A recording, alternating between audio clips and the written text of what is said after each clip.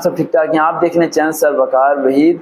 कुछ दिनों से काफ़ी यूट्यूब पर शोर मचा हुआ है कि सर वकार ने पता नहीं कौन सी बात कर दी, सर वकार ने बच्चों का दिल तोड़ दिया, फलाना हो गया फलाना हो गया फलाना हो गया, और प्रोपेगेंडा शुरू हुआ है। और मैं शुक्रिया अदा करता हूँ कुछ यूट्यूब चैनल्स का जिन्होंने बड़े कमेंट खूबसूरत किए हैं कि सर इतने सालों से फ्री काम कर रहे हैं तो उनकी बात जो है अथेंटिक है, ज़रा ठंडे दिमाग से सोचना चाहिए। आप खुद आराम से सोचें कि मुझे क्या जरूरत है कि आप लोगों के इंटरव्यू कैंसिल कराऊं। मैं तो चाहता हूं आपके इंटरव्यू हो जाए। मैं पिछले 1 साल से कह रहा था कि आप लोगों के टेस्ट हो जाएं, पेपर हो जाए, आप लोग सिलेक्ट हो जाएं। तो बेटा मैंने उस सिनेरियो को देख के बोला था कि अगर हालात खराब होते हैं, अगर लॉन्ग मार्च हुआ तो फिर आपकी पोस्टपोन होंगे। लेकिन मैंने उस वीडियो में बार बार बोला है कि अल्लाह करे एक बच्चा भी इंटरव्यू देने चला जाए किसी डिस्ट्रिक्ट का, ताकि तमाम के इंटरव्यूज हो जाएं। तो अपने दिलो दिमाग से ये बात निकाल दो कि मेरा मकसद आप लोगों को डिग्रेड करने का है। बस मसला ये है कि मेरे से झूठ नहीं बोला जाता।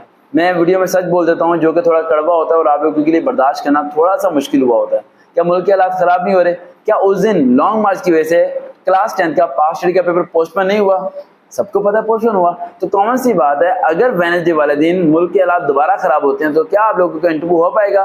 कॉमनली बात है नहीं होगा। और अगर एक बार डिले हो गया या गवर्नमेंट टूट जाती है या दोबारा इलेक्शन की तरफ जाते हैं तो कैबिन बनते बनते टाइम लग जाएगा, यानी 6 से 7 महीने फिर गए।